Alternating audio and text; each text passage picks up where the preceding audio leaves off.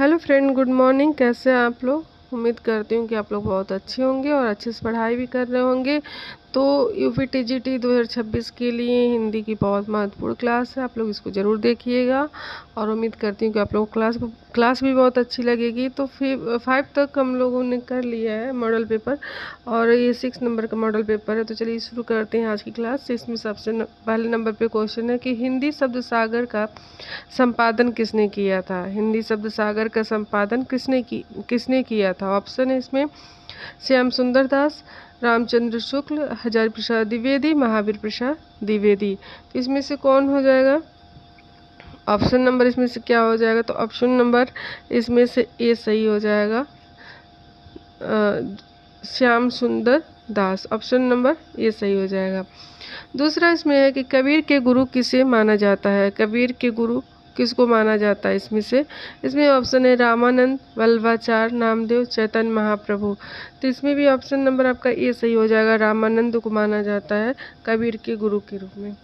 अगला क्वेश्चन है कि सूरसागर में मुख्य रूप से किसका बाल लीला वर्णन मिलता है। सूरसागर में मुख्य रूप से किसका बाल लीला वर्णन मिलता है? तो इसका ऑप्शन नंबर क्या सही हो जाएगा? ऑप्शन नंबर बी सही हो जाएगा, कृष्ण का मिलता है। अगला क्वेश्चन है कि रामचंद्रिका के रचयिता कौन है। रामचंद्रिका के रचयिता कौन है? तो केशवदास है। ऑप्शन नंबर ए सही हो जाएगा। फिर 5 नंबर क्वेश्चन है कि कवि प्रिया किसकी रचना है। कवि प्रिया किसकी रचना है? तो कवि प्रिया जो है वह केशवदास की रचना है। ऑप्शन नंबर ए सही हो जाएगा इसमें। फिर अगला क्वेश्चन इसमें है कि रसिक प्रिया के रचयिता कौन है। रसिक प्रिया के रचयिता कौन है? तो इसमें भी ऑप्शन नंबर ए सही हो जाएगा, केशवदास है।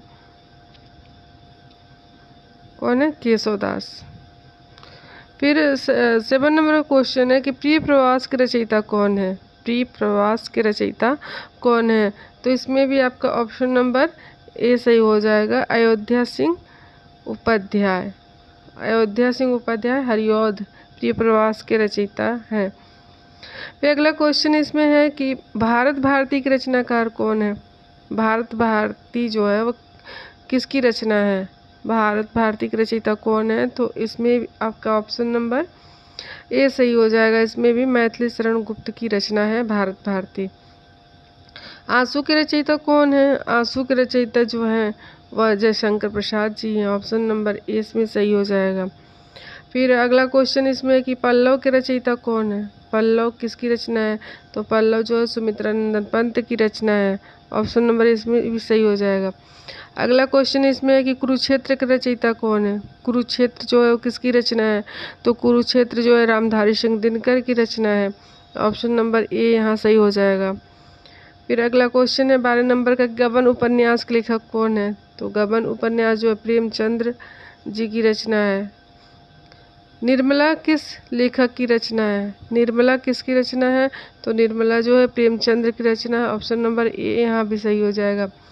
फिर कफन किस विधा की रचना है। कहानी विधा की रचना है, या उपन्यास है, या नाटक है, या निबंध है। कफन किस विधा की रचना है? तो कफन जो है कहानी विधा की रचना है। उसने कहा था कि लेखक कौन है। तो उसने कहा था कि लेखक चंद्रधर शर्मा गुलेरी जी हैं, और इन्होंने अपने जीवन में 3 कहानियां लिख के बहुत महत्वपूर्ण ख्याति प्राप्त की है। और अगला क्वेश्चन इसमें है कि वीर रस का स्थायी भाव क्या होता है। वीर रस का स्थायी भाव क्या होता है? तो वीर रस का स्थायी भाव उत्साह होता है। अगला क्वेश्चन है करुण रस का स्थायी भाव क्या है। करुण रस का स्थायी भाव क्या हो जाएगा? तो करुण रस का स्थायी भाव शोक होता है। अगला क्वेश्चन है कि अनुप्रास किस प्रकार का अलंकार है। अनुप्रास जो है वह किस प्रकार का अलंकार है? तो अनुप्रास जो है वह एक शब्द अलंकार है। ऑप्शन नंबर ए यहाँ सही हो जाएगा। फिर 19 नंबर क्वेश्चन है कि कमल सम्मुख में कौन सा अलंकार है। कमल सम्मुख में कौन सा अलंकार है? तो ऑप्शन नंबर ए सही हो जाएगा, उपमा अलंकार है। फिर है यहाँ पे 20 नंबर क्वेश्चन की राम प्लस ईश्वर की संधि क्या होगी। राम धन ईश्वर बराबर क्या हो जाएगा? कौन सी संधि है? क्या बनेगा इससे? रामधन ईश्वर क्या हो जाएगा इसका? तो इसका भी ऑप्शन नंबर ए आपका सही होगा, रामेश्वर। अगला क्वेश्चन है कि राजपुत्र किस समाज का उदाहरण है? राजपुत्र किस समाज का उदाहरण है? तो राजपुत्र जो है वह तत्पुरुष समाज का उदाहरण है, ऑप्शन नंबर ए सही हो जाएगा। फिर अगला 22 नंबर क्वेश्चन है कि दशानन किस समाज का उदाहरण है? दशानन किस समाज का उदाहरण है? तो ऑप्शन नंबर ए यहाँ सही हो जाएगा। दशानन जो है द्विगु समाज का उदाहरण है कि इसमें द्विगु समाज में संख्यावाचक होता है, इसमें संख्याओं को दर्शाया जाता है, तो द्विगु समास उसे हम कहते हैं। तो दशानन जो है वह द्विगु समास का उदाहरण है। अगला क्वेश्चन है कि नाको चने चबाना मुहावरे का अर्थ है। नाको चने चबाना मुहावरे का अर्थ है बहुत परेशान करना, बहुत परेशान करना, ऑप्शन नंबर ए सही हो जाएगा। फिर अगला क्वेश्चन है दूध का जला छाछ भी फूक फूक कर पीता है का क्या अर्थ होता है?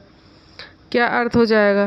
तो इसका ऑप्शन जो है ऑप्शन ए इसका सही हो जाएगा, अनुभव के बाद सावधान रहना, ऑप्शन नंबर ए। फिर 25 नंबर का क्वेश्चन है कि हिंदी की मानक बोली कौन सी है? हिंदी की मानक बोली कौन सी है? तो इसमें आपका ऑप्शन नंबर सी सही हो जाएगा, खड़ी बोली है। तो इस तरह से हम लोगों ने 6 नंबर का भी मॉडल पेपर कंप्लीट किया। अब अगला है इसमें 7 नंबर का मॉडल पेपर। तो चलिए इसको शुरू करते हैं, इसको भी कर लेते हैं इसी के साथ। तो इसमें सबसे पहले नंबर पे क्वेश्चन है कि हिंदी साहित्य का इतिहास का प्रथम वैज्ञानिक इतिहासकार किसे माना जाता है? हिंदी साहित्य का इतिहास का प्रथम वैज्ञानिक इतिहासकार किसे माना जाता है? ऑप्शन इसमें जो है आचार्य रामचंद्र शुक्ल, आचार्य हजारी प्रसाद द्विवेदी, डॉक्टर नगेंद्र, रामविलास शर्मा। तो इसका ऑप्शन जो है हो जाएगा ऑप्शन नंबर ए सही हो जाएगा, आचार्य रामचंद्र शुक्ल जी को माना जाता है। फिर अगला क्वेश्चन है कि भक्तमाल के रचयिता कौन है? भक्तमाल के रचयिता कौन है? तो इसमें अभी ऑप्शन पहला सही हो जाएगा, नाभादास जी हैं। फिर अगला क्वेश्चन है कि साहित्य दर्पण के रचयिता कौन है? साहित्य दर्पण के रचयिता कौन है? तो इसमें भी आपका ऑप्शन नंबर सही हो जाएगा, ए सही हो जाएगा, विश्वनाथ। साहित्य दर्पण के रचयिता जो है वह विश्वनाथ है। फिर 4 नंबर का प्रश्न है कि काव्य प्रकाश के रचयिता कौन है? काव्य प्रकाश के रचयिता कौन है? तो इसमें भी आपका ऑप्शन नंबर ए सही हो जाएगा, मम्मट। मम्मट हैं काव्य प्रकाश के रचयिता। फिर 5 नंबर का प्रश्न है कि ध्वन्यालोक के रचयिता कौन है? ध्वन्यालोक के रचयिता कौन है? तो इसमें भी आपका ऑप्शन नंबर ए सही हो जाएगा, आनंद वर्धन है। फिर अगला नाट्य शास्त्र के रचयिता कौन है? तो नाट्य शास्त्र के रचयिता जो है भरत मुनि है, ऑप्शन नंबर ए सही हो जाएगा। फिर अगला क्वेश्चन है कि हिंदी शब्द अनुशासन के लेखक कौन है? हिंदी शब्द अनुशासन के लेखक कौन है? तो इसमें भी आपका ऑप्शन नंबर ए ही सही हो जाएगा, किशोरीदास बाजपेयी जी हैं, किशोरीदास बाजपेयी। फिर अगला क्वेश्चन है कि हिंदी व्याकरण के प्रसिद्ध लेखक कौन है? हिंदी व्याकरण के प्रसिद्ध लेखक कौन है? तो इसमें भी आपका ऑप्शन नंबर ए सही हो जाएगा, कामता प्रसाद गुरु है। फिर अगला क्वेश्चन है यहाँ पे कि गोदान में होरी की पत्नी का क्या नाम है? गोदान में होरी की पत्नी का क्या नाम है? तो इसमें ऑप्शन नंबर आपका बी सही हो जाएगा, धनिया। धनिया नाम है। अगला क्वेश्चन है कि मैला आंचल किस अंचल पर आधारित उपन्यास है? मैला आंचल किस अंचल पर आधारित उपन्यास है? तो इसमें भी आपका बी ऑप्शन सही हो जाएगा, पूर्णिया बिहार पे आधारित है। 11 नंबर का प्रश्न है कि राग दरबारी का प्रमुख पात्र कौन है? राग दरबारी का प्रमुख पात्र कौन है? तो इसका ऑप्शन नंबर ए सही हो जाएगा, रंगनाथ। रंगनाथ प्रमुख पात्र है इसमें राग दरबारी में। फिर 12 नंबर का क्वेश्चन कि तमस किस ऐतिहासिक घटना पर आधारित उपन्यास है? तमस किस ऐतिहासिक घटना पर आधारित उपन्यास है? 12 नंबर का उत्तर क्या हो जाएगा? तो इसमें जो है ऑप्शन नंबर बी सही हो जाएगा, भारत विभाजन पर आधारित है। फिर 13 नंबर क्वेश्चन है कि आषाढ़ का एक दिन किस विधा की रचना है? आषाढ़ का एक दिन किस विधा की रचना है? तो इसका उत्तर बी ऑप्शन सही हो जाएगा, नाटक विधा की रचना है। आषाढ़ का एक दिन जो है वो नाटक विधा की रचना है। अगला क्वेश्चन है कि गुनाहों का देवता का नायक कौन है? गुनाहों का देवता का नायक का नाम क्या है? तो 14 नंबर का प्रश्न जो है इसका उत्तर क्या हो जाएगा? तो ऑप्शन नंबर ए सही हो जाएगा। इसमें चंदर इसका नायक है। फिर अगला क्वेश्चन है कि अंधा युग किस युद्ध के बाद की पृष्ठभूमि पर आधारित है? अंधा युग किस युद्ध के बाद की पृष्ठभूमि पे आधारित है? प्रश्न नंबर 15 का उत्तर क्या हो जाएगा? तो इसका बी ऑप्शन सही हो जाएगा, महाभारत के युद्ध के बाद की पृष्ठभूमि पे आधारित है। अगला है कि ओज गुड़ का संबंध किस रस से अधिक माना जाता है? ओज गुड़ का संबंध किस रस से अधिक माना जाता है? तो प्रश्न नंबर 16 का उत्तर क्या हो जाएगा? तो इसका ऑप्शन नंबर ए सही हो जाएगा, बी रस।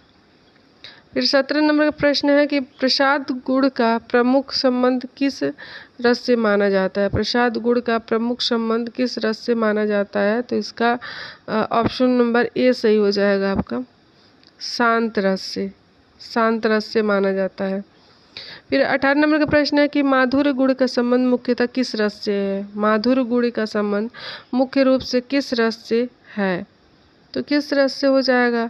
18 का प्रश्न नंबर 18 का ऑप्शन नंबर ए सही हो जाएगा, श्रृंगार रस से। फिर अगला इसमें है प्रश्न, जलद का पर्यायवाची क्या है? जलद का पर्यायवाची क्या है? तो इसका भी ऑप्शन नंबर ए सही हो जाएगा, बादल होता है।